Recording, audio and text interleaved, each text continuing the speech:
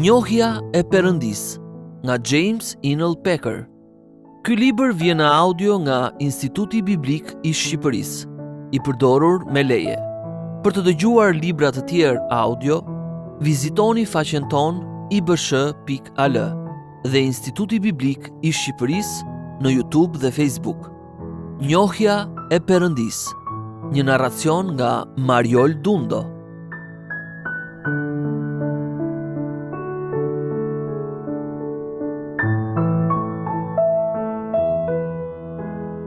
Pjesa e tretë.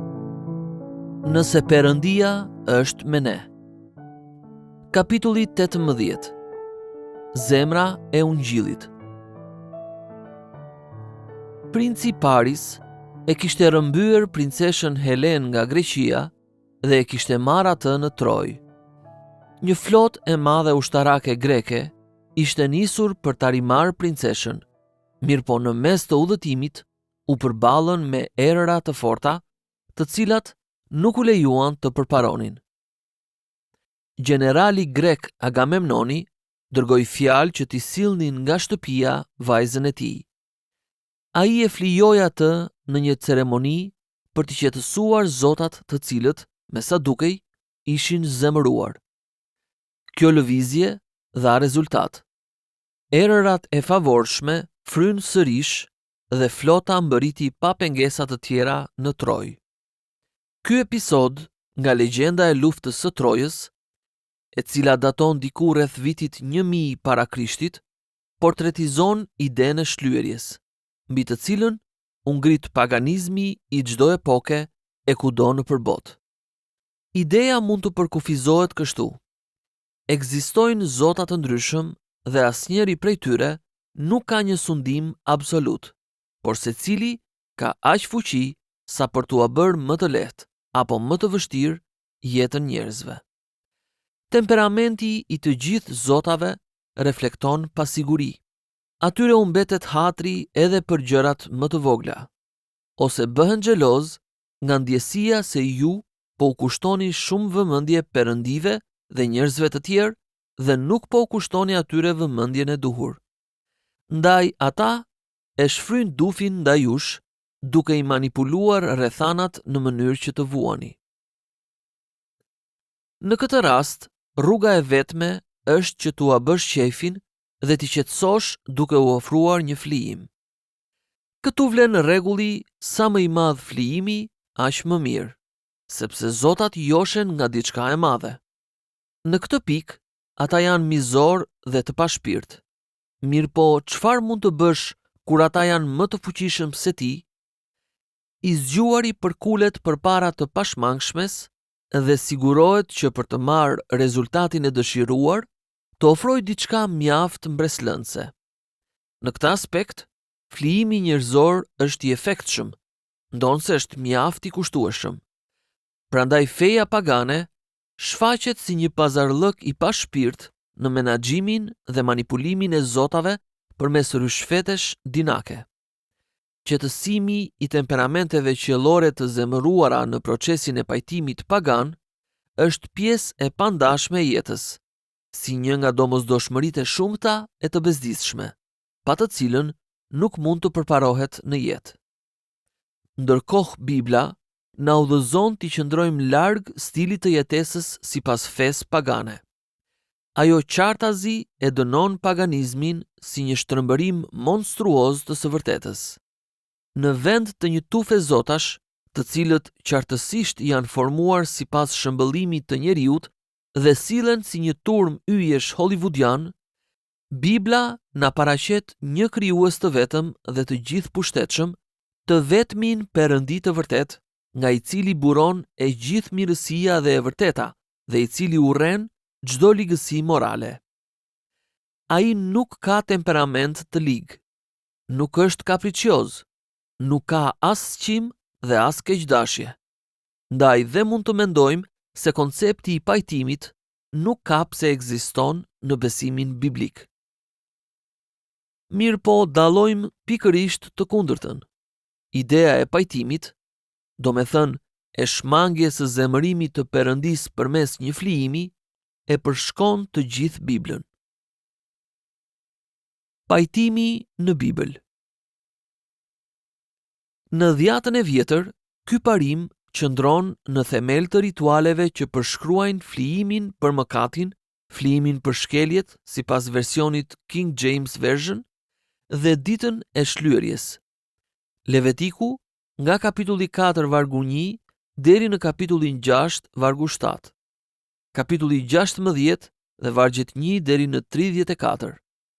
Gjithashtu, ky parim shprehet qartë në histori, si ajo e numrave kapitulli 16, vargjet 41 deri në 50. Ku Perëndia kërcënon që do ta shkatërrojë popullin sepse kanë folur keq për gjykimin e tij kundër Korahut, Dathanit dhe Abiramit. Kështu Mojsiu i tha Aronit: merr temjanicën, vër brenda saj zjarr të marr nga altari, vendos mbi të temjan dhe çoje shpejt në mes të asamblesë dhe bëj shlyerjen për ta, sepse ka shpërthyer zemërimi i Zotit dhe plaga ka filluar. Atëherë Aroni bëri shlyerjen për popullin dhe fatkeqësia u ndal. Vargjet 46 deri në 48. Format e fjalës greke hilasterion në Dhjatën e Re, të cilat janë përkthyer në shqip si pajtim dhe shfaqsim, shfaqen në 4 pasazhe mjaft të rëndësishme të Biblës, ndaj bëjmë mirë që t'i trajtojmë ato me hollësi. Pasazhi i parë është deklarata klasike ku pali jep arsyetimin e drejtësimit të mëkatarëve nga ana e Perëndisë. Por tani, e ndar nga ligji, është manifestuar drejtësia e Perëndisë. Drejtësia e Perëndisë nëpërmjet besimit në Jezu Krishtin për të gjithë e mbi të gjithë ata që besojnë, sepse nuk ka dallim, sepse të gjithë kanë mëkatuar dhe nuk e arrijnë lavdinë e Perëndisë, por janë drejtësuar falas me anë të hirit të tij, nëpërmjet shpengimit që është në Krishtin Jezus, të cilin e paraqiti Perëndia si pajtimore nëpërmjet besimit në gjakun e tij, për të treguar kështu drejtësinë e tij për faljen e mëkateve që janë kryer më parë gjatë kohës së durimit të Perëndisë, për të treguar drejtësinë e tij në kohën e tanishme, me qëllim që ai të jetë i drejtë dhe drejtësues i atij që beson në Jezusin. Romakëve, kapitulli 3, vargjet 21 deri në 26. Pasazhi i dytë është në letrën e Hebrejve, ku shtjellohet arsyetimi për mishërimin e birit të Perëndisë. Prandaj, ai duhej t'u ngjante në çdo gjë vëllezërve, që të bëhej kryeprift i mëshirshëm e besnik në punët e Perëndisë, për të pajtuar mëkatet e popullit. Hebrejve, kapitulli 2, vargu 17. Pasazhi i tretë është dëshmia e Gjonit për shërbesën qiellore të Zotit ton. Në qoftë se ndokush ka mëkatuar, kemi një avokat tek Ati, Jezu Krishtin, të drejtin. Ai është shlyesi për mëkatet tona. 1 e Gjonit, kapitulli 2, vargjet 1 dhe 2. Pasazhi i katërt është përkufizimi i Gjonit për dashurinë e Perëndisë. Ai që nuk ka dashuri, nuk e ka njohur Perëndin, sepse Perëndia është dashuri. Në këtë është shfaqur dashuria e Perëndisë ndaj nesh, se Perëndia dërgoi birin e tij të vetëm lindurin në botë, që ne të rrojmë përmes tij. Në këtë është dashuria, jo se ne e deshëm Perëndin, por që ai na deshi ne dhe dërgoi birin e tij si shlyerje për mëkatet tona. 1 e Gjonit, kapitulli 4, vargjet 8 deri në 10. A e përfshin krishtërimi juaj fjalën pajtim? Ky koncept është thelbësor në besimin e dhjatës së re. Dashuria e Perëndisë, mishërimi i birit të tij, domethënia e kryqit, ndërmjetësimi qiellor i Krishtit, udha e shpëtimit, të gjitha këto shpjegohen përmes saj, sikurse na tregojnë edhe pasazhet e cituara më sipër. Çdo shpjegim i këtyre doktrinave, i cili nuk e përfshin idenë e pajtimit, do të jetë i paplot dhe në fakt mashtrues sipas standardeve të dhjatës së re.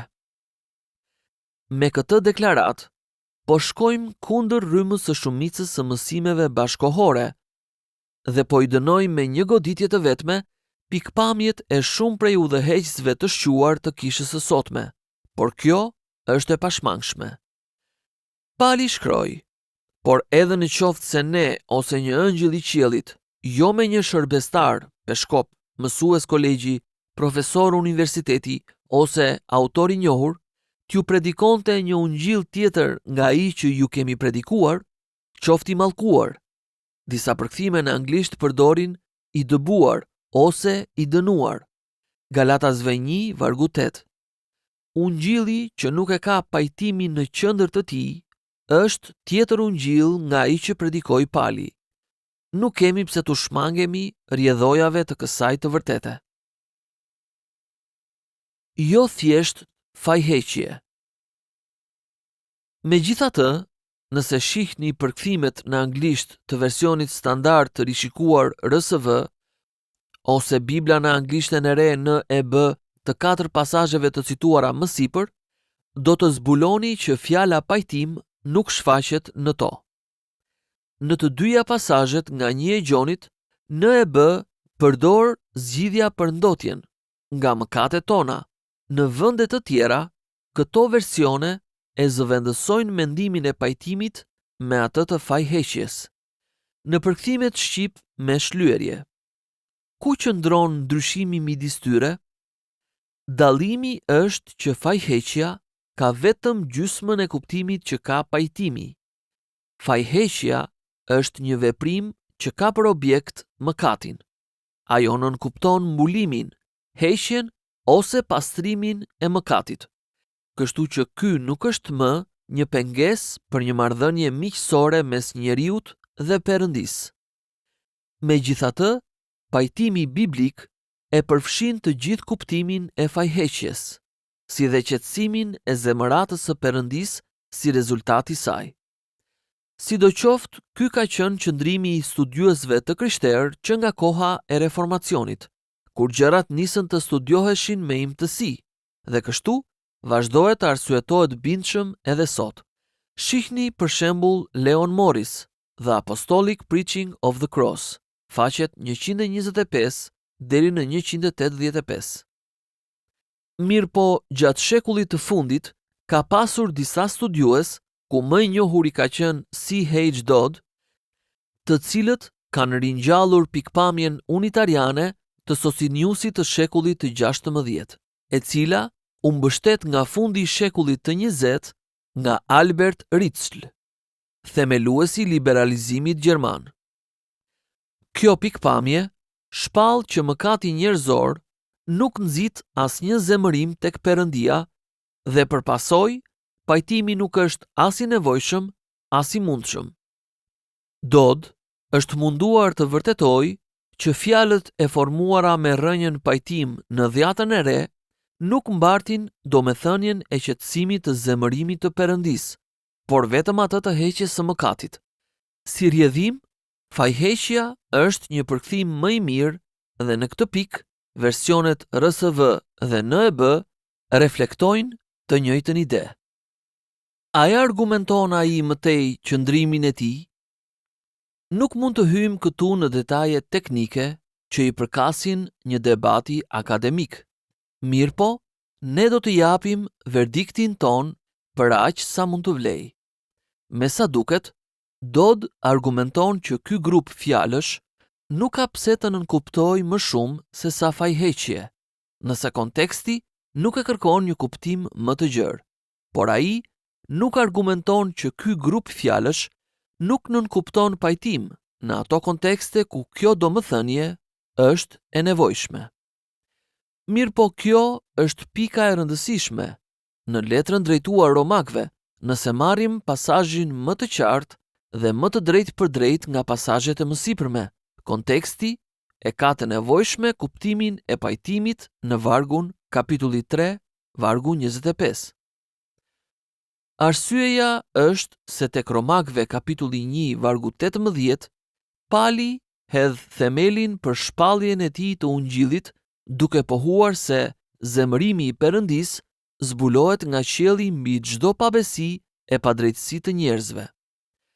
Zemërimi i Perëndis vepron në mënyrë dinamike dhe të efektshme në botën e njerëzve dhe është kaq aktiv sepse buron nga qielli, nga froni i Perëndis. John Murray, The Epistle to the Romans, vëllimi 1, faqja 34. Në vazhdim të letrës së Romakëve, Pali gjurmon veprimtarinë e tanishme të zemërimit të Perëndis në ngurtësimin gjykues të zemrave mosbesuese, gjë e cila shprehet në përdorimin 3 herë të shprehjes Perëndia i dorëzoi. Vargjet 24, 26 dhe 28.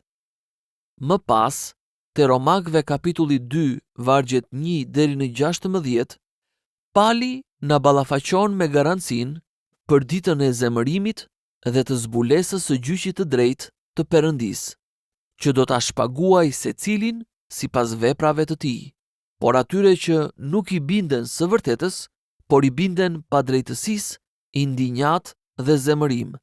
Ditën kur Perëndia do të gjykojë të fshehtat e njerëzve me anë të Jezu Krishtit, sipas ungjillit tim. Vargjet 5 deri në 6, vargu 8, vargu 16. Në pjesën e parë të Romakëve 3, Pali e vazhdon argumentin e tij për të vërtetuar se të gjithë, qofshin hebrejnë apo jo, duke qenë nën mëkat, vargu 9, janë të ekspozuar ndaj zemëratës së Perëndis, si në shpalosjen e saj të tanishme, ashtu edhe në atë të ardhshme. Kështu pra jemi të gjithë ne në gjendjen tonë të natyrshme, nëse jemi pa ungjillin. Realiteti përfundimtar që kontrollon jetën tonë, pavarësisht nëse jemi të vetëdijshëm për të apo jo, është zemërimi aktiv i Perëndis. Mirë po tani, thot Pali, pranimi, falja dhe paqja u jepen falas atyre që dikur ishin të pabes. Kapitulli 4, vargu 5, dhe armiq të Perëndis. Kapitulli 5, vargu 10. Por tani e kanë vendosur besimin në Jezu Krishtin, të cilin e paraqiti Perëndia si pajtimore në gjakun e tij. Besimtarët e dinë që shumë më tepër, pra duke qenë tani të drejtësuar nëpërmjet gjakut të tij, do të shpëtohemi nga zemërimi me anë të tij. Kapitulli 5, vargu 9. Çfarë ka ndodhur? Zemërimi i Perëndis kundër nesh, si ai i tashëm, ashtu edhe ai që po vjen, është shuar. Si u arrit kjo? Përmes vdekjes së Krishtit, sepse ndërsa ishim armiq, u pajtuam me Perëndin nëpërmjet vdekjes së birit të tij. Kapitulli 5, vargu 10. Gjaku i Jezu Krishtit, do me thënë vdekja flijuese, e shfuqizoi zemërimin e Perëndis kundër nesh dhe bëri të mundur që ai të na trajtojë përjetësisht në mënyrë pajtuese dhe të favorshme. Prandaj, në vend që ta shfaq veten si kundërshtarin ton, ai do të na tregojë përmes jetës dhe përvojës son se ai është tashmë në anën ton. Po atëherë, çfarë do të thotë shprehja si pajtimore në gjakun e tij? Në kontekstin e argumentit të Palit, kjo shprehje do të thotë pikërisht këtë, që me anë të vdekjes së tij flijuese për mëkatet tona, Krishti e ka qetësuar zemërimin e Perëndis. Është e vërtetë që një brez më parë, Dr. Dodd, u përpoq t'i shmangej këtij përfundimi duke argumentuar se zemërimi i Perëndis në letrën e Romakëve është një parim kozmik jo personal i shpagimit në të cilin nuk gjen shprehje mendja dhe zemra e Perëndis ndaj njerëzve. Me fjalë të tjera, zemërimi i Perëndis është një proces, i cili qëndron jashtë vullnetit të vetë Perëndis. Mirëpo, tani po pranohet gjithnjë e më shumë se kjo përpjekje ishte një dështim i guximshëm. Nuk është e përshtatshme, shkruan RVG Tasker, që ta konsiderojmë këtë fjalë, zemëratën, thjesht si një përshkrim të procesit të pashmangshëm shkak-pasojë në një gjithësi morale, ose si një mënyrë tjetër për të folur për pasojat e mëkatit.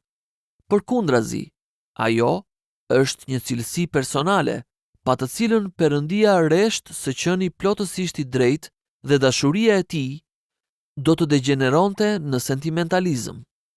New Bible Dictionary, shiko fjalën wrath.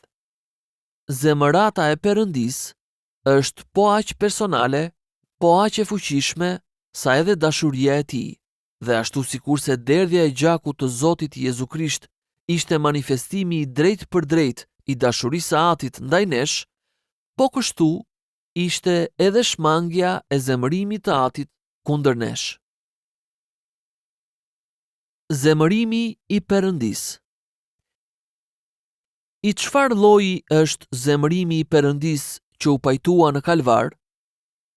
Ky nuk ishte zemërimi tekanjoz, arbitrar, gjaknxehtë dhe mendjemadh që paganët huatri bojnë zotave të tyre. Nuk është zemërimi mëkatar, hidhnak, keqdashës dhe fëminor që ekziston ndër njerëzit.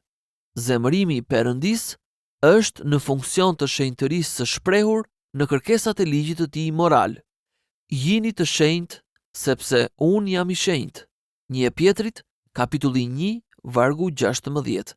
Dhe të drejtësisë së shprehur në veprat gjykuese dhe shpërblyese të Perëndisë, sepse e njohim atë që ka thënë: hakmarrja më përket mua, unë do të shpaguaj. Hebrejve, kapitulli 10, vargu 30.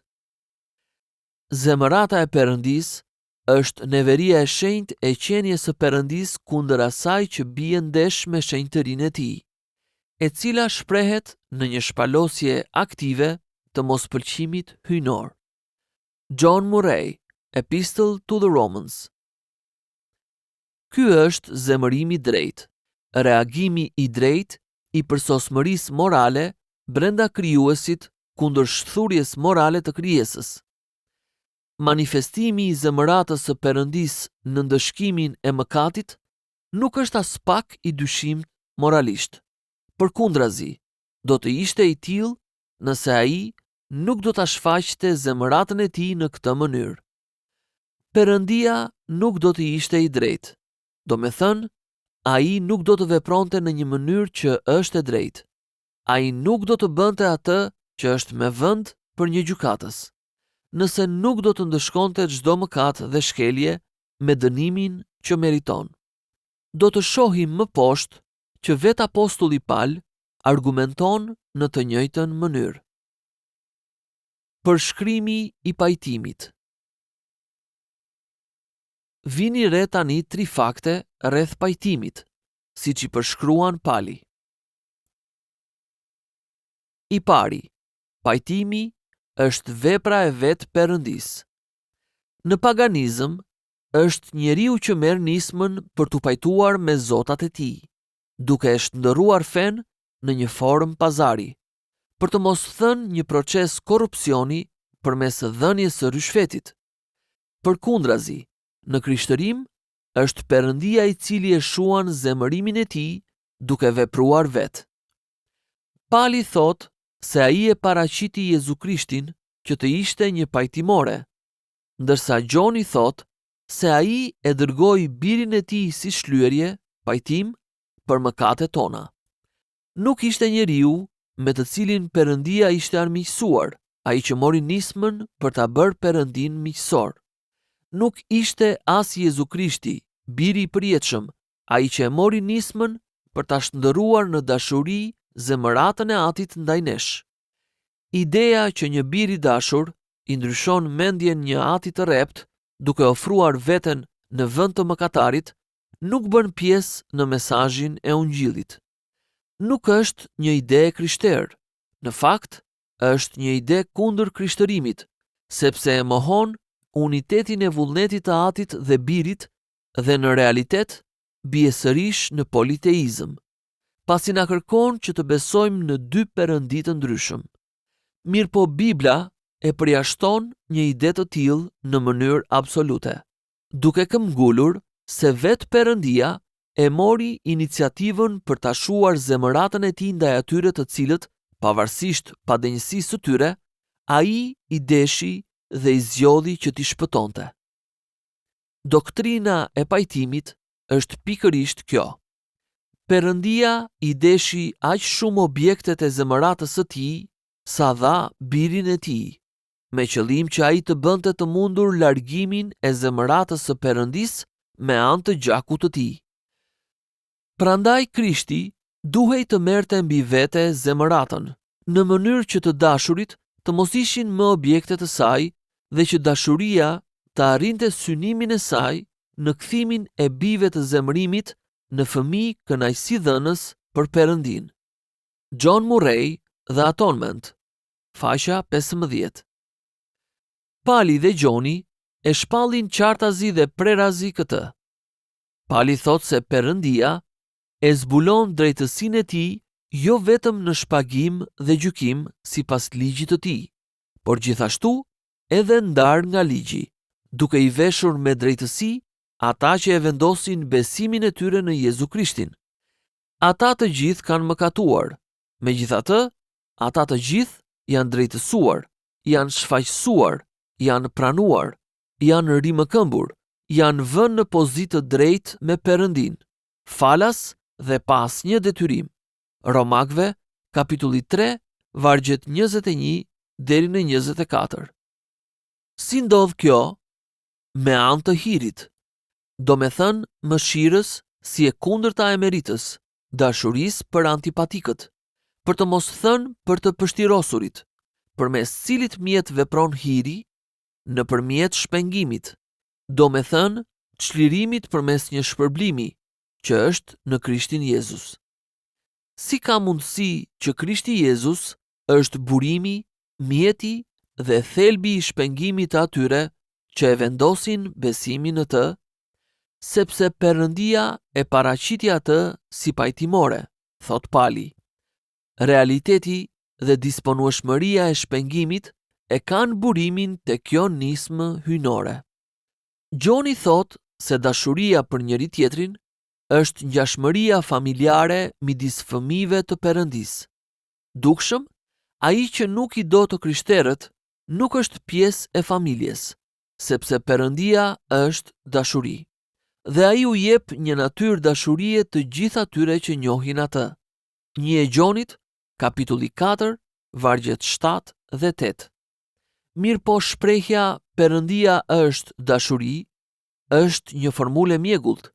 Si mund të krijojmë një ide të qartë për dashurinë që Perëndia do të riprodhojë në ne? Në këtë është shfaqur dashuria e Perëndisë ndaj nesh, se Perëndia dërgoi birin e tij të vetëm lindurin në botë që ne të rrojmë përmes tij. 1 Gjonit, kapitulli 4, vargu 9. Kjo nuk ndodhi për shkak se Perëndia dalloi ndonjë devotshmëri reale nga ana jon, as pak. Në këtë është dashuria. Jo se ne e deshëm Perëndin, por që në një situatë ku ne nuk e donim atë, në fakt nuk kishte asgjë në ne që ta shtynte atë për ndonjë gjë tjetër, përveç se të na shfaros për shkak të pabesisë së brumosur në ne. Ai na deshi ne dhe dërgoi birin e tij si shlyerje për mëkatet tona. Pikërisht kjo nisëm hyjnore, thot Gjoni, na bën të njohur kuptimin dhe masën e dashurisë që duhet të imitojmë. Vështirë se dëshmia e të dy apostujve për nismën e Perëndisë në pajtim mund të jetë më e qartë se kaq. Fakti i dytë.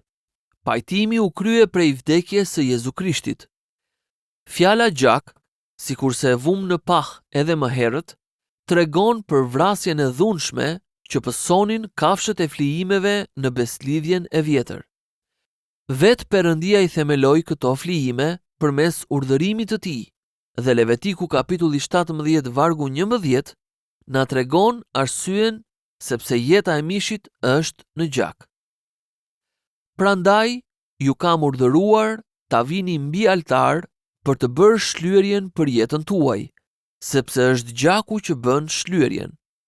Kur Pali na thot që Perëndia e paraqiti Jezusin si pajtimore në gjakun e tij, ai po thekson se ajo që e shoi zemëratën e Perëndisë dhe si rjedhoi, ajo që na shpengoi ne nga vdekja, nuk ishte prej besimit apo jetës së Jezusit, as prej përsosmërisë së tij morale, as prej besnikërisë së tij ndaj Atit për sa më sipër, por ishte prej derdhjes së gjakut të tij përmes vdekjes. Pali, bashkë me shkrimtarë të tjerë të Dhjatës së Re, e paraqet gjithmonë vdekjen e Jezusit si ngjarjen që kreu shlyerjen dhe këtë shlyerje e shpjegon me terminologjinë e zëvendësimit përfaqësues. I pafajshmi që zë vendin e fajtorit në këmbë dhe për hir të këtij të fundit, duke e vendosur veten në goditjen e sapatës së shpagimit gjykues të Perëndisë. Mund të citojmë 2 pasazhe për ta shpjeguar këtë. Krishti na shpengoi nga mallkimi i ligjit. Si? Sepse u bë mallkim për ne. Galatasve kapitulli 3, vargu 13. Krishti mbarti mallkimin e ligjit, i cili ishte drejtuar kundër nesh, në mënyrë që ne të mos e kishim të nevojshme të përballeshim me atë mallkim. Ky është zëvendësimi përfaqësues.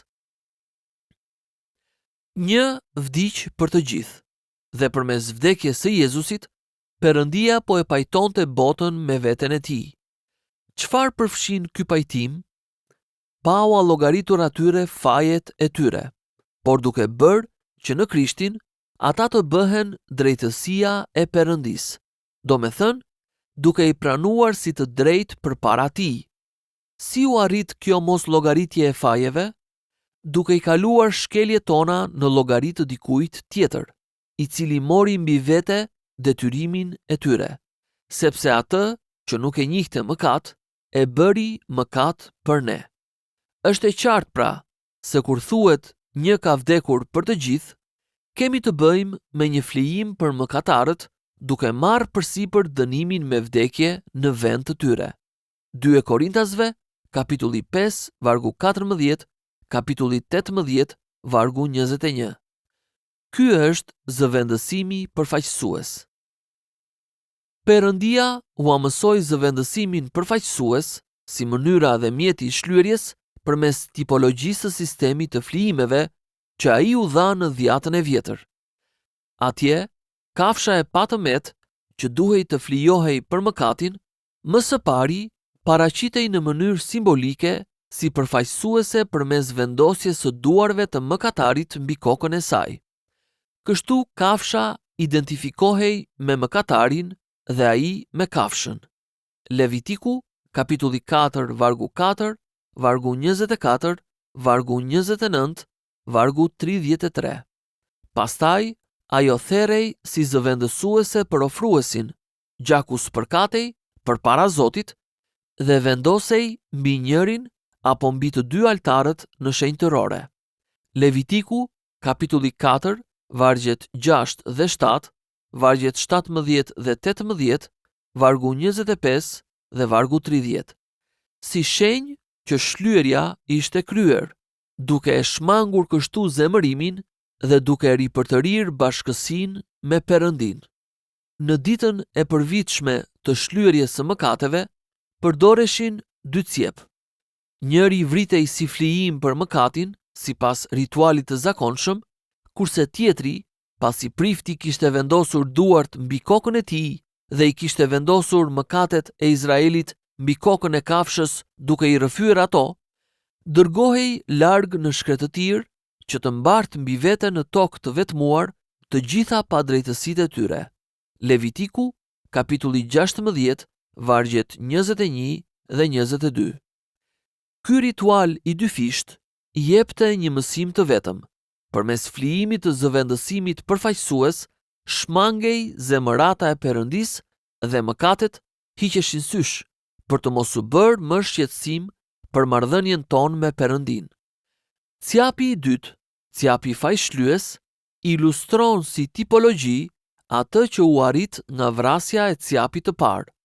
Këto rituale përbëjnë kontekstin e drejtë për drejtë të mësimit të Palit mbi pajtimin. Pali po shpall që pajtimi është përmbushja e modelit flijues të dhjatës së vjetër. Fakti i tretë. Pajtimi shpalos drejtësinë e Perëndisë. Pali thot që e vërteta e pajtimit jo vetëm që nuk e vën në dyshim integritetin moral të mënyrës se si Perëndia e trajton mëkatin, por përkundrazi e përmbush atë.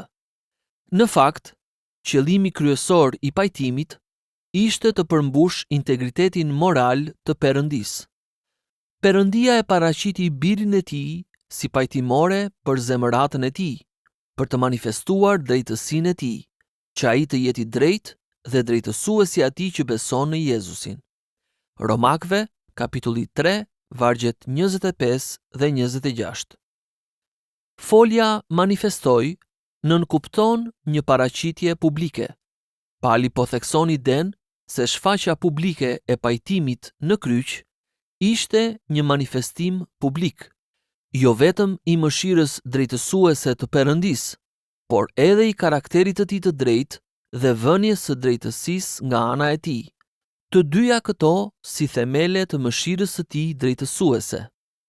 Pali thot se një manifestim i tillë ishte i nevojshëm për të treguar kështu drejtësinë e tij për faljen e mëkateve, që janë kryer më parë gjatë kohës së durimit të Perëndisë. Kapitulli 3, vargu 25. Ideja që po theksohet këtu është kjo. Ndonë se qënjet njerëzore ishin po aq të liga sa përshkruhen tek Romakëve kapitulli 1, dhe të tillë kanë qenë që nga fillimet e historisë, Perëndia pas përmbytjes kishte zgjedhur të mos e trajtonte publikisht racën njerëzore në asnjë rast ashtu siç e meritonte. Ndonë se njerëzit pas përmbytjes nuk kanë qenë më të mirë se paraardhësit e tyre, Perëndia nuk kishte reaguar ndaj mosbesimit, pabesisë dhe paudhësisë së tyre me ndonjë ndërhyrje publike të provanisë së tij gjykuese. Përkundrazi, ai ka bërë mirë, duke na dhënë shira prej qiellit dhe stinë të frytshme dhe duke i mbushur zemrat tona me ushqim dhe gëzim. Veprat e Apostujve, kapitulli 14, vargu 17. Ky anashkalim i mëkateve në durim, në fakt, nuk ishte falje, por vetëm shtyrje e gjykimit. Sidoqoftë, një pyetje është e pashmangshme. Nëse sikurse edhe ndodh njerëzit bëjnë të ligën dhe gjykatësi i gjithë tokës vazhdon të bëjë atyre mirë, a është e mundur që ai të preokupohet akoma për moralin dhe perëndishmërinë, për dallimin mes së drejtës dhe së gabuarës në jetën e krijesave të tij, sikurse dukej se ishte më parë dhe sikurse duket se kërkohet nga drejtësia e përsosur? Në fakt, nëse ai i lejon mëkatarët që të vazhdojnë të jetojnë pa u ndëshkuar, a nuk po dështon edhe ai vetë që të përmbush në mënyrë të përsosur ofiqin e tij si gjykatësi i botës? Pali tashmë i është përgjigjur pyetjes së dytë të kësaj pyetje me anë të doktrinës së tij për ditën e zemërimit të Perëndisë dhe gjykimit të tij të drejtë, tek Romakëve kapitulli 2, vargjet 1 deri në 16. Këtu ai i përgjigjet pjesës së parë duke thënë që Perëndia jo vetëm që preokupohet me çështjet morale dhe kërkesën e drejtë për t'i shpaguar veprat e gabuara, po ai preokupohet edhe për ato gjëra që nuk i bën. Në fakt, ne do të mendonim që Pali do të thoshte me guxim, nuk mund t'i bëj. Të falë mëkatet dhe të shfaqsoj të paudhin, përveç se përmes drejtësisë që shpaloset me anë të dënimit. Mëkatet tona janë dënuar, shpagimi është kryer, gjykimi është ushtruar për paudhësinë tonë. Mirëpo kjo ka ndodhur mbi Jezusin, qengjin e Perëndisë, i cili zuri vendin tonë. Kështu Perëndia tregohet i drejtë dhe njëkohësisht drejtësuesi i atyre që kanë besim në Jezusin, i cili u dorëzua në vdekje për shkak të shkeljeve tona dhe u ringjall për drejtësimin tonë. Romakëve 4, vargu 25. Kështu, drejtësia e Perëndisë gjykatës, e cila shpaloset me gjallëri në doktrinën e zemëratës hyjnore në pjesën e parë të letrës së Palit, shpaloset sërish në doktrinën e Palit për mënyrën se si u shua kjo zemërat hyjnore. Është jetike për argumentin e tij që të tregoj se si e vërteta e shpëtimit, ashtu edhe ajo e dënimit, shpalosin drejtësinë thelbësore, të qëndrueshme dhe ndëshkuese si pjesë e karakterit hyjnor.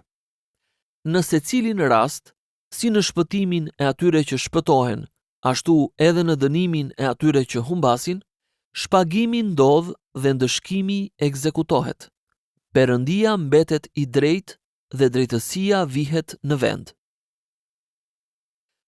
Vdekja e Krishtit. Gjithçka kemi thënë deri më tani mund të përmblidhet si më poshtë. Ungjilli na tregon që krijuesi ynë është bërë shpëtimtari ynë. Ai na shpall që biri i Perëndis u bë njeri për ne njerëzit dhe për shpagimin ton, dhe ka vdekur në kryq për të na shpëtuar nga gjykimi i përjetshëm. Përshkrimi më i thjesht i vdekjes së Krishtit në Bibël është si një pajtimore, domethënë, ajo që e shuan zemëratën e Perëndis kundër nesh, duke zhdukur mëkatet tona nga sytë e tij. Zemërata e Perëndis është drejtësia e tij që reagon kundër padrejtësisë. Ajo na shpaloset përmes drejtësisë ndëshkuese. Mirëpo Jezu Krishti na është bërë mburoj nga makthi i pritshmërisë së drejtësisë ndëshkuese, duke u bërë në bindje ndaj vullnetit të Atit të Tij, zëvendësuesi ynë përfaqësues dhe duke mbartur detyrimin e mëkatit ton në vendin ton. Në këtë mënyrë, drejtësia është vënë në vend, sepse mëkatet e të gjithë atyre që do të falen ndonjëherë u gjykuan dhe u dënuan në personin e Perëndis Bir, dhe tani falja na ofrohet ne shkelësve pikërisht për këtë arsye. Në Kalvar, dashuria shpenguese dhe drejtësia ndëshkuese u kapën si të thuash përdore, sepse Perëndia tregoi që është i drejtë dhe drejtësuesi i atij që beson në Jezusin. Romakëve, kapitulli 3, vargu 26. A e kuptoni këtë? Nëse e kuptoni, tani jeni duke soditur vetë zemrën e ungjillit të krishterë.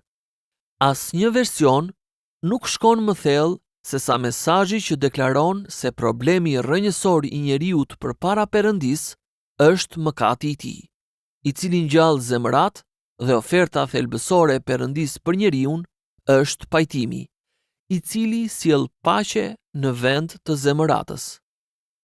Në të vërtetë, disa versione të ungjillit bëhen shkak për t'u fajsuar, sepse ato kurrë nuk shkojnë kaq thellë. Të gjithë e kemi dëgjuar prezantimin e ungjillit si përgjigja triumfuese e Perëndis ndaj halleve njerëzore, ndaj problemeve të marrëdhënies son me veten, me njerëzit e tjerë dhe me mjedisin ton. E po nuk ka pikë dyshimi që ungjilli na ofron zgjidhjet e këtyre problemeve, por ai e bën këtë gjë duke zgjidhur së pari një problem më të thellë. Problemin më rrënjësor ndër problemet njerëzore, atë të marrëdhënies së njeriut me krijuesin e tij. Për sa kohë nuk e bëjmë të qartë që zgjidhja e problemeve të para varet nga zgjidhja e këtij të fundit, jemi duke e paraqitur keq ungjillin dhe duke u shndërruar në dëshmitar të rrem për Perëndin, sepse kur një gjysmë e vërtet paraqitet si të ishte e gjithë e vërteta, atëherë ajo kthehet në një farë gënjeshtre. Është e pamundur për lexuesit e Dhjatës së Re që t'u shpëtoj fakti se ajo i njeh të gjitha problemet tona njerëzore, frikën, buracakrinë ton morale, sëmundjet e trupit dhe mendjes, vetmin, pasigurinë, mungesën e shpresës, dëshpërimin, mizorin, abuzimin e pushtetit dhe gjithë të tjerat. Mirëpo, gjithashtu, asnjë lexuesi të Dhjatës së Re nuk mund t'i shpëtoj fakti që në një mënyrë apo një tjetër, të gjitha këto probleme janë rezultati problemit themelor të mëkatit kundër Perëndis. Me mëkat, Dhjata e re nuk nënkupton më së pari gabimin ose dështimin shoqëror, por rebelimin, kundërshtimin, largimin dhe si pasojë fajin përpara Perëndisë krijues. Dhjata e re thotë që mëkati është një ligësi thelbësore prej së cilës kemi nevojë të çlirohemi dhe se Krishti vdiq që të na shpëtojë prej tij. Çdo keqdashje midis njerëzve në jetën njerëzore është në fund të fundit për shkak të mëkatit dhe kondita jonë e tanishme në keqdashje me veten dhe të tjerët nuk mund të kurohet për aq kohë sa vazhdojmë të jemi në pozitë të gabuar me Perëndin. Nuk e kemi hapësirën e mjaftueshme këtu për të shtjelluar se temat e mëkatit, pajtimit dhe faljes janë tipare strukturore, thelbësore të ungjillit të dhjatës së re.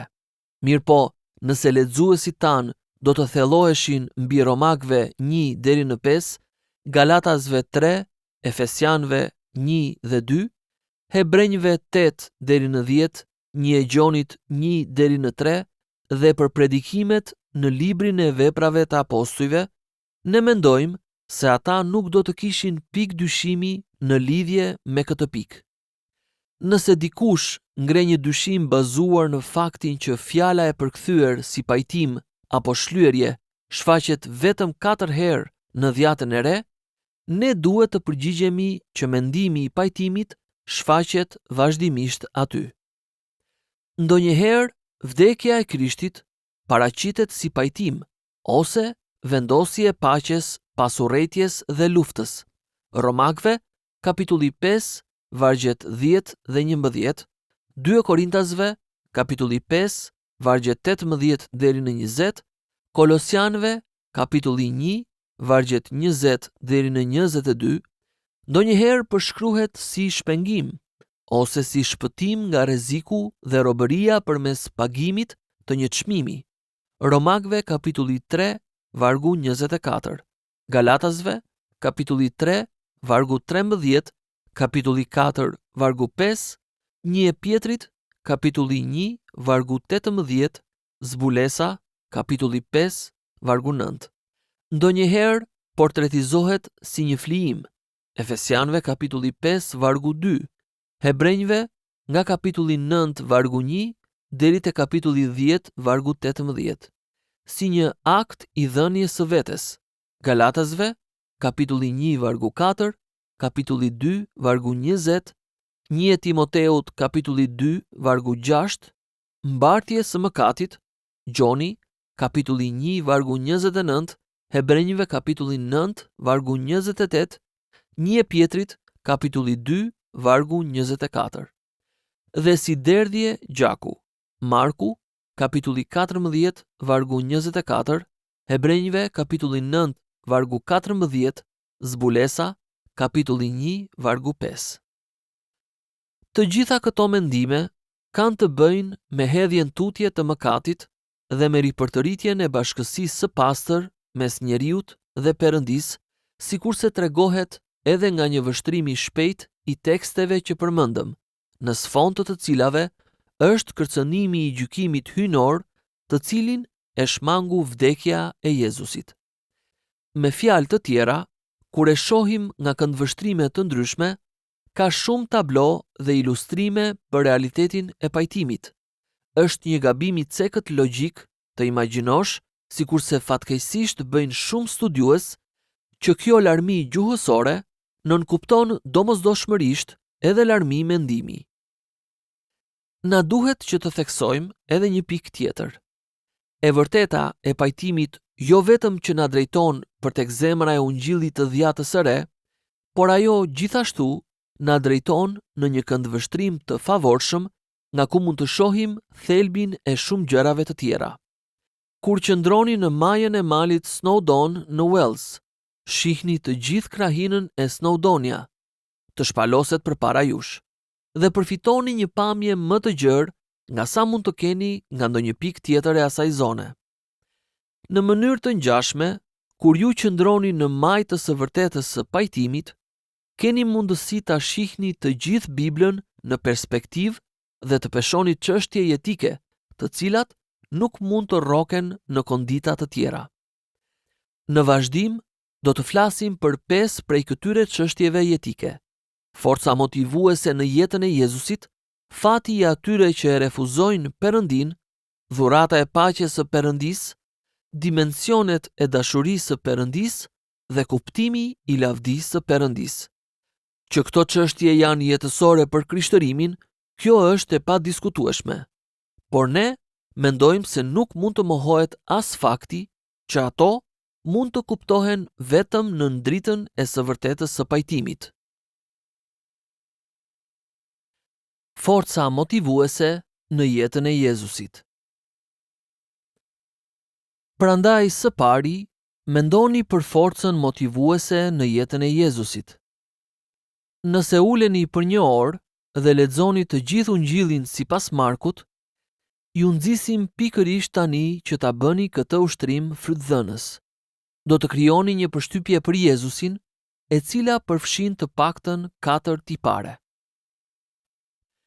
Përshtypja bazë do të jetë ajo e një njeriu aktiv, një njeri gjithmonë në lëvizje, gjithmonë duke i transformuar situatat dhe rrjedhën e ngjarjeve.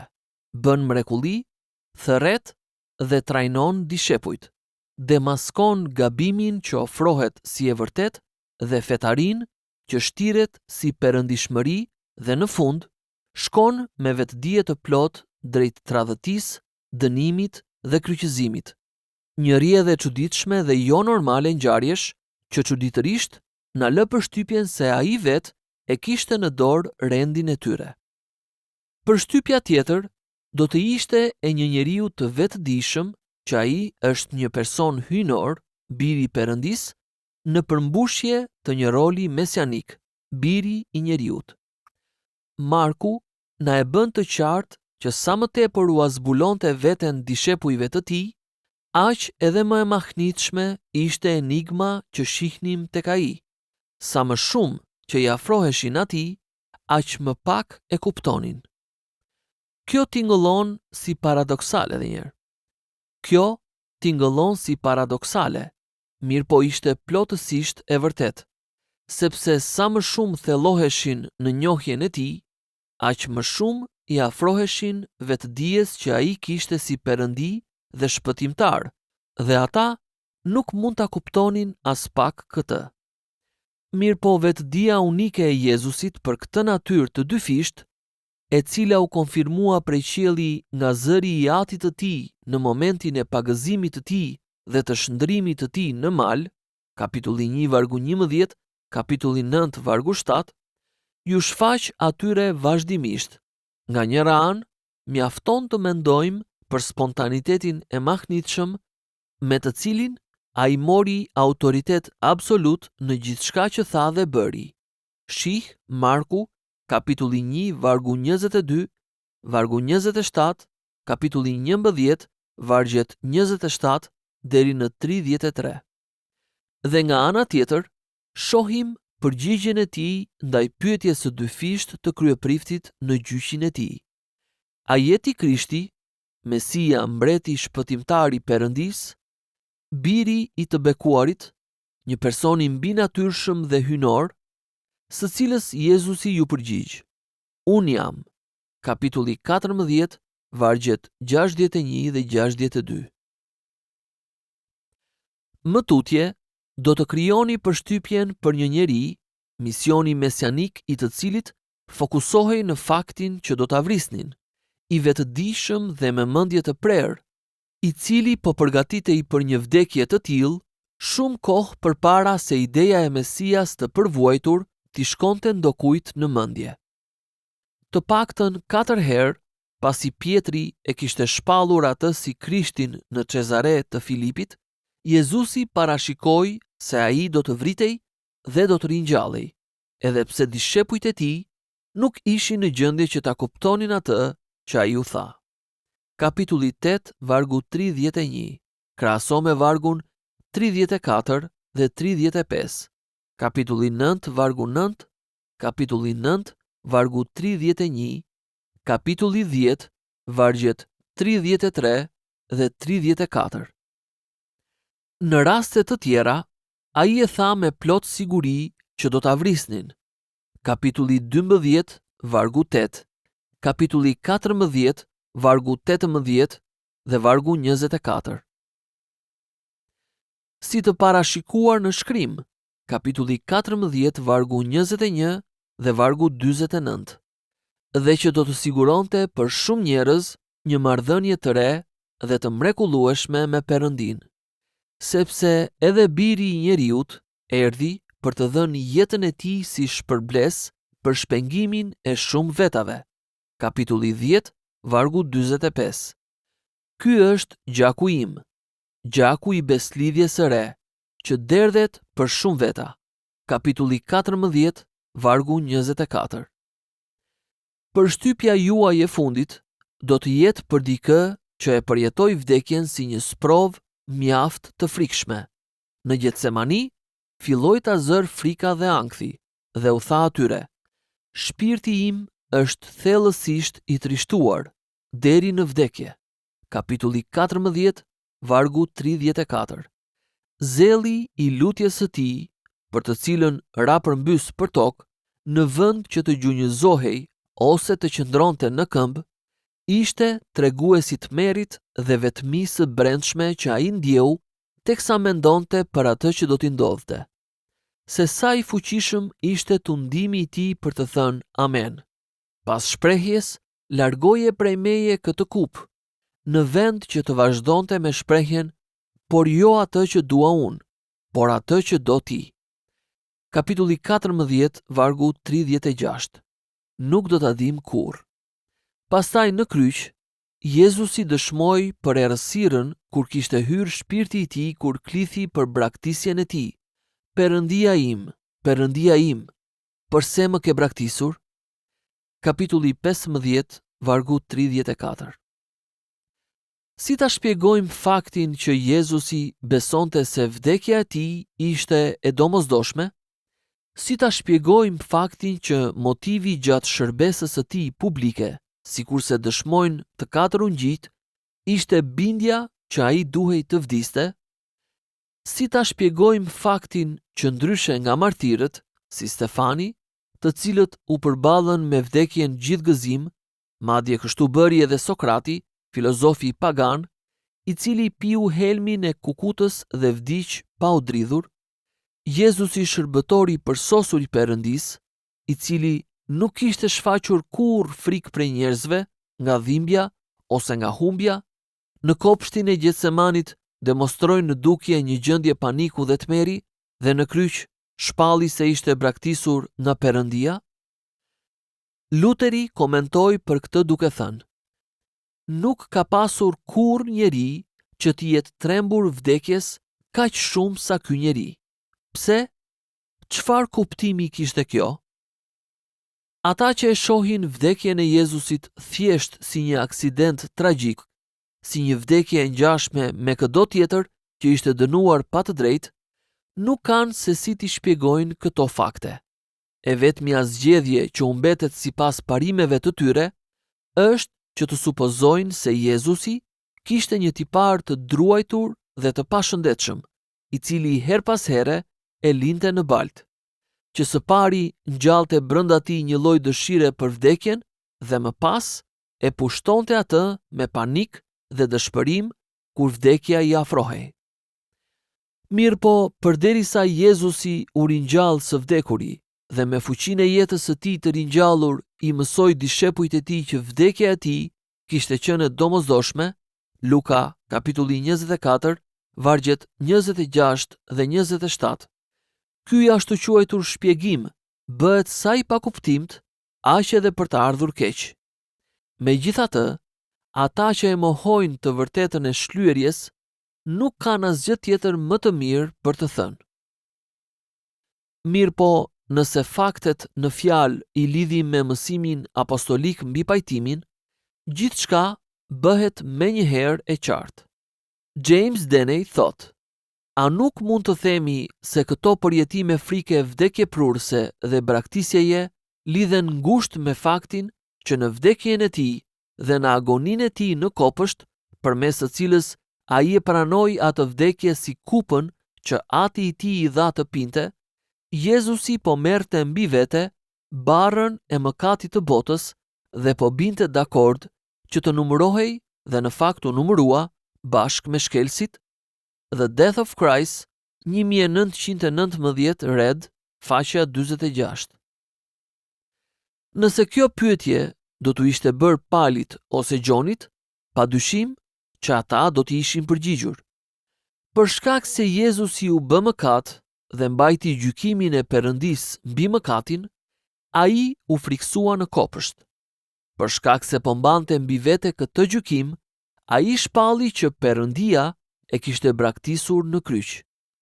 Forca motivuese e Jezusit në jetë ishte vendosmëria e tij për të qenë i bindur deri në vdekje të kryqit. Filipianëve kapitulli 2, vargu 8. Dhe tmerri unik i vdekjes së tij shpjegohet prej faktit që në kalvar ai provoi zemëratën e Perëndisë, e cila duhej të binte mbi ne, dhe kështu bëri shlyerjen për mëkatet tona. Shekuj më parë, Isaia i kishte thënë gjërat shkoqur. E konsideronin të goditur, të rrahur nga Perëndia dhe të përullur. Ndëshkimi për të cilin kemi paqen është mbi të.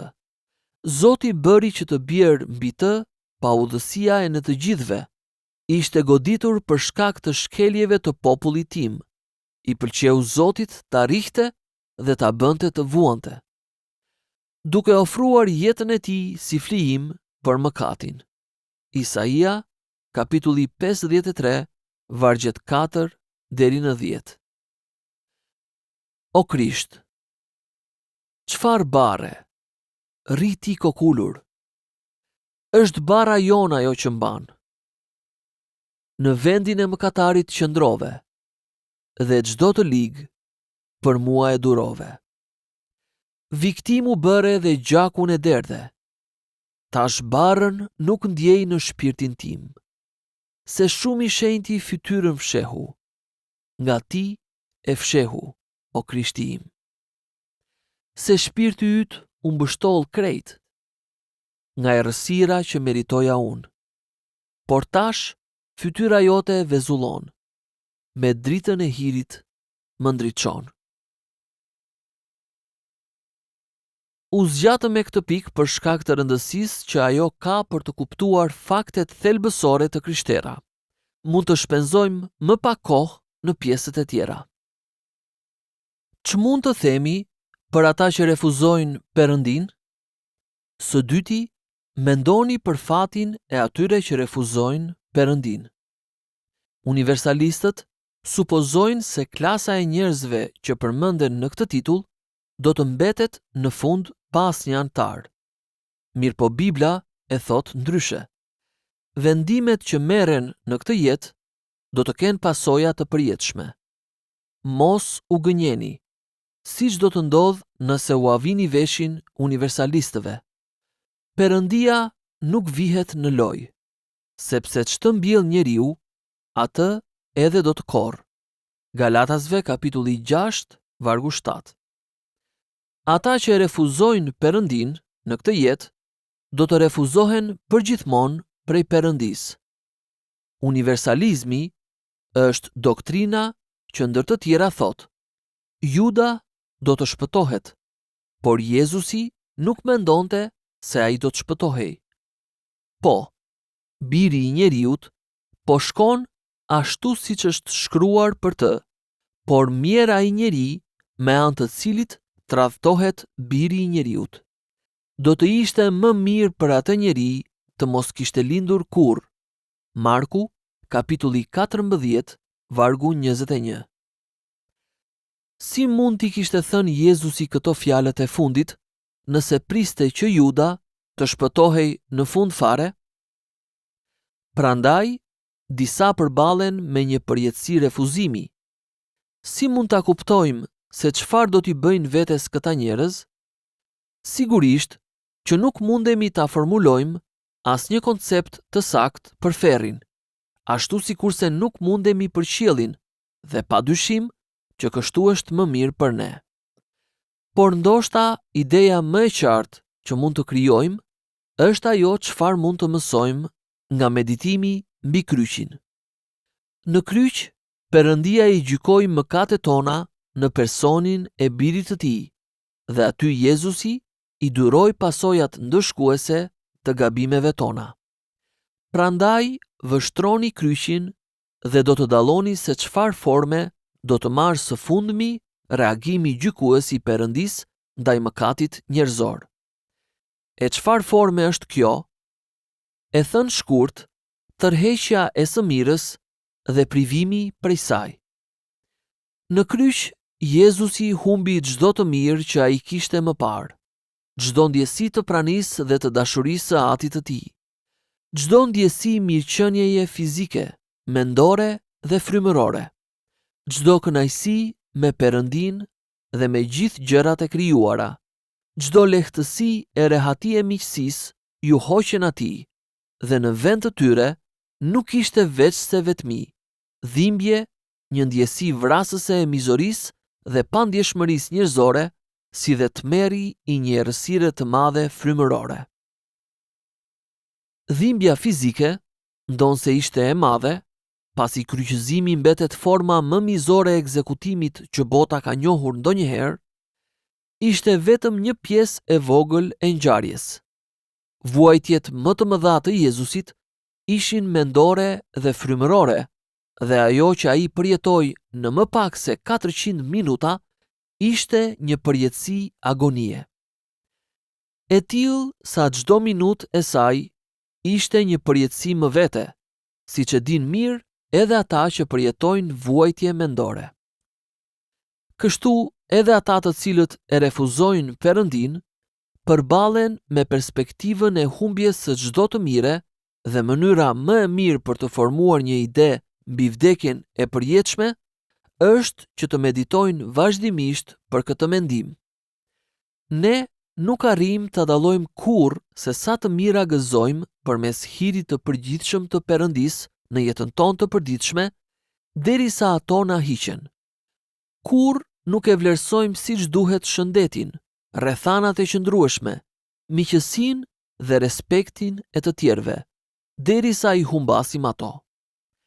Kalvari na tregon që në gjykimin final të Perëndis, njerëzve nuk do të mbetet asgjë nga ato që i kanë çmuar, apo i konsiderojnë si vlerë. Askujt prej tyre nuk do t'i mbetet asgjë që ta quajë të mirë.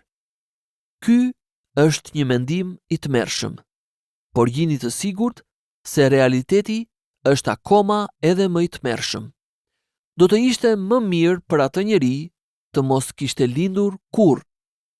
O Perëndi, na ndihmo që ta nxëm këtë mësim, të cilin na e mësojnë kaq qartë syzet e pajtimit përmes zëvendësimit ndëshkues në kryq.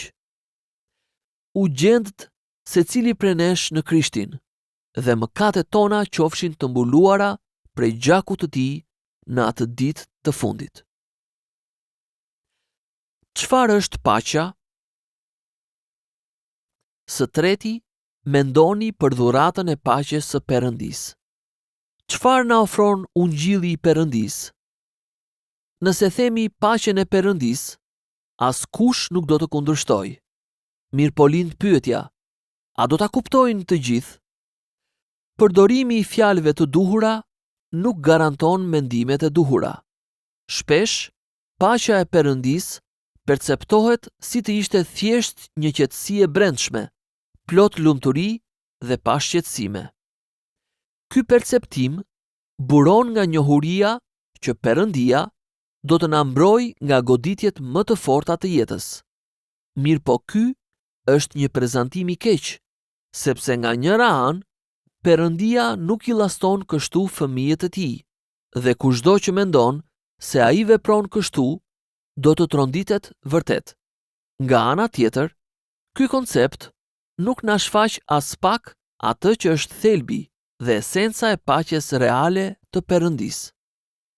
Disa të vërteta që kjo pikpamje e paqes së Perëndis, ndonse siç e tham, ky është një prezantim i keq, janë që paqja e Perëndis na sjell fuqi për t'u përballur dhe bashkëjetuar me dështimet dhe keqdashjen tonë, si edhe pranimin me kënaqësi të situatës, ndërkohë që durojmë hobet dhe shigjetat e fatit të pamëshirshëm, të cilën të krishterët e quajnë providenca e urtë e Perëndisë. E vërteta që shpërfillet nga kjo pikpamje është se përbërësit bazë të paqes së Perëndisë, pa të cilat nuk mund të ekzistojnë të tjerët, është falja dhe pranimi në beslidhje, do me thënë, birësimi në familjen e Perëndisë.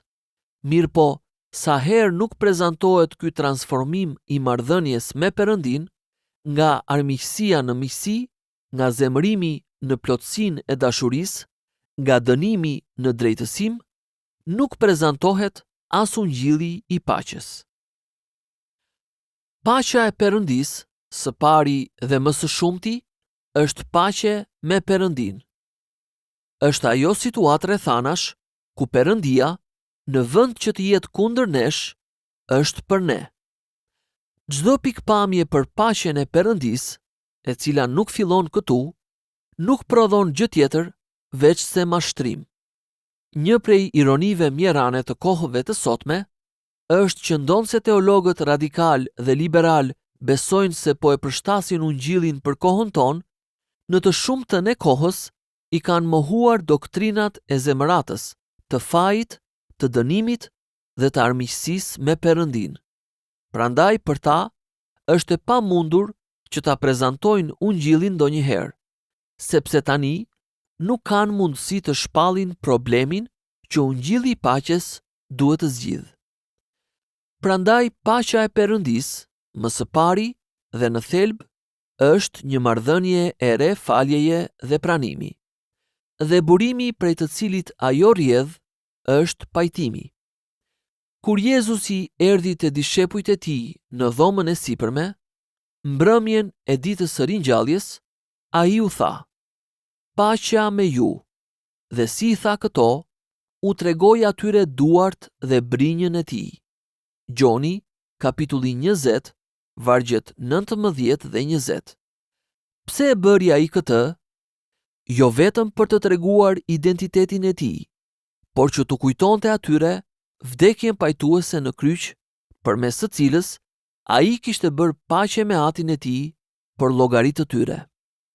Pasi kishte vuajtur në vendin e tyre, si zëvendësuesi i tyre, për të bërë paqen për ta, tani ai erdhi me fuqinë e tij të ringjalljes për t'u sjellë paqen.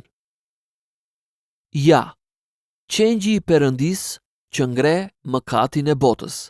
Gjoni, kapitulli 1, vargu 29. Pikërisht në këtë shpallje, që tregon se prej natyre jemi në armiqësi me Perëndin dhe Perëndia me ne, Jezusi ka bërë paqe përmes gjakut të tij në kryq. Kolosianëve, kapitulli 1, vargu 20. Fillon njohja e vërtetë e paqes së Perëndisë. Dimensionet e dashurisë së Perëndisë. Së katërti, mendoni për dimensionet e dashurisë së Perëndisë. Pali lutet për lexuesit e letrës së tij drejtuar Efesianëve, që të jeni në gjendje të kuptoni me të gjithë shenjtorët se cila është gjerësia, gjatësia, thellësia dhe lartësia, dhe ta njihni dashurinë e Krishtit që te kalon çdo njohuri. Efesianëve, kapitulli 3, vargjet 18 dhe 19. Përshtypja e mospërputhjes dhe paradoksit në gjuhën e Palit reflekton ndjesinë e tij që realiteti i dashurisë është shumë i papërshkrueshëm. Megjithatë, ai beson që mund të arrijmë në një farë kuptimi të saj. Po si? Përgjigja që na jep letra drejtuar Efesianëve është se kuptimi i dashurisë së Perëndisë mund të arrihet duke shqyrtuar kontekstin e pajtimit, do me thënë, duke i hedhur një vështrim të gjithë planit të hirit, i cili shpaloset në 2 kapitujt e parë të letrës: zgjidhja, shpengimi, rilindja, ruajtja, përlëvdimi. Plan ky në qendër të cilit qëndron flijimi shlyes i Krishtit, Shikojini referencat kyçe për shpengimin dhe faljen e mëkateve, për afrimin me Perëndin të atyre që dikur ishin larg përmes gjakut, vdekjes flijuese të Krishtit. Kapitulli 1 vargu 7, kapitulli 2 vargu 13. Gjithashtu, shikoni mësimin e kapitullit 5, i cili 2 herë vë në dukje flijimin pajtues të Krishtit për llogarinë tonë si shpalosja dhe masa e dashurisë së tij ndaj nesh. Një dashuri të cilën duhet ta imitojmë në marrëdhëniet tona me njëri tjetrin. Edhe ecni në dashuri, sikurse edhe Krishti na deshi dhe e dha veten e tij për ne, si blat dhe flijim Perëndis, si një parfum erëmirë. Kapitulli 5, vargu 2. Ju burra, duajini gratë tuaja, sikurse edhe Krishti deshi kishën dhe dha veten e tij për të. Kapitulli 5, vargu 25. Dashuria e Krishtit ishte e lirë, e pa nxitur nga ndonjë mirësi brenda nesh. Ajo ishte e përjetshme, e përkushtuar në shpëtimin e mëkatarëve të zgjedhur, të cilët Ati i krijoi përpara themelimit të botës. Kapitulli 1, vargu 4. Ajo ishte dashuri pa rezerva, sepse e çoi atë në thellësitë e poshtërimit dhe në fakt në vetë thellësitë e ferrit në kalvar. Ajo ishte një dashuri sovrane, pasi e ka arritur synimin e saj, lavdin e përjetshme të shpenguarve. Shenjtërinë dhe lumturinë e tyre të përsosur në frytin përfundimtar të dashurisë së tij. Kapitulli 5, vargjet 26 dhe 27. Ajo është tani e garantuar dhe e sigurt. Kapitulli 1, vargu 14, kapitulli 2, vargjet 7 deri në 10, kapitulli 4, vargjet 11 deri në 16, kapitulli 4, vargu 30. Mendoni për këto gjëra, na nxit pali, në dëshirofshi të përfytyroni qoftë edhe turbullt, madhështinë dhe lavdin e dashurisë hyjnore. Janë pikërisht këto gjërat që përbëjnë hirin e tij të lavdishëm. Kapitulli 1, vargu 6. Vetëm ata që i njohin ato mund ta lavdërojnë siç duhet emrin e Jehovës Trini. Dhe kjo na sjell te pika jone e fundit. Lavdia e Perëndis. Së fundi, mendoni për kuptimin e lavdisë së Perëndis. Kur ishin në dhomën e sipërme, pasi Juda kishte dalë natën jashtë për ta tradhtuar, Jezus i tha: "Tani biri i njeriut është përlëvduar dhe Perëndia është përlëvduar në të." Gjoni, kapitulli 13, vargu 31. Çfarë donte të thoshte ai me këtë? Biri i njeriut ishte emri që ai përdorte për veten si mbreti shpëtimtar, i cili para se të kurorëzohej, duhej të përmbushte Isaian 53. Dhe kur ai foli për përlëvdimin e tanishëm të birit të njeriut dhe të Perëndis në të, ishte duke menduar në mënyrë të veçantë për vdekjen shlyese, për ngritje në kryq, të cilën Juda kishte dalë jashtë për ta organizuar. A e shihni lavdinë e Perëndis në urtësinë, fuqinë, drejtësinë, të vërtetën dhe dashurinë, e cila u shpalos në mënyrë supreme në kalvar, kur bëri shlyerjen për mëkatet tona? Bibla e sheh qartë. Ndaj, edhe ne guxojmë të shtojmë që nëse do ta ndjenit peshën dhe trysninë e vërtet të mëkateve tuaja, do ta shihnit edhe ju. Në qiell, atje ku do t'i kuptojmë më mirë këto gjëra, engjëjt dhe njerëzit bashkohen për të lavdëruar qengjin që u therr. Zbulesa kapitulli 5, vargu 12. Shih kapitulli 7, vargjet 9 deri në 12. Ata të cilët me anë të hirit këtu në tokë janë bërë realist frymëror, bëjnë të njëjtën gjë. Turpin mbajti, talljen duroi. I dënuar në vendin tim, ai qëndroi. faljen time me gjak e vullosi. Haleluja! Çfarë shpëtimtari! E la fronin e atit të tij në lartësi. Sa i lirë dhe i pafund është hiri i tij. E zbrazi veten sërish, plot dashuri. Për racën e Adamit derdhi gjakun e tij. Oh, ç'dashuri, si ka mundsi? I humbur isha, më gjet e ti. Nëse faljen time e sigurove, dhe lirshëm zure vendin tim, gjithë zemërimin hynor durove, Perëndia sërish s'mund kërkoj dënim. Njëherë nga dora e dëgjakosurit shpëtimtar, pastaj sërish në kurizin tim. Kthehu sërish në prehje, shpirti im, se meritat e kryepriftit tënd të madh, ato ta blen lirin. Beso në fuqinë e gjakut të tij. Mos druaj, s'të braktis jo Perëndia, se në vendin tënd vdiq Jezus Mesia. Këto janë këngët e trashëgimtarëve të qiellit, të atyre që e kanë parë dhe janë ndriçuar në njohurinë e lavdisë së Perëndisë, në fytyrën, do me thënë në personin, ofiqin dhe arritjen e Jezu Krishtit. 2 Korintasve, kapitulli 4, vargu 6. Lajmi i gëzueshëm i dashurisë shpenguese dhe i mëshirës pajtuese, që është zemra e ungjillit, i nxit ata drejt lavdërimit të pafund. Ai edhe ti mes tyre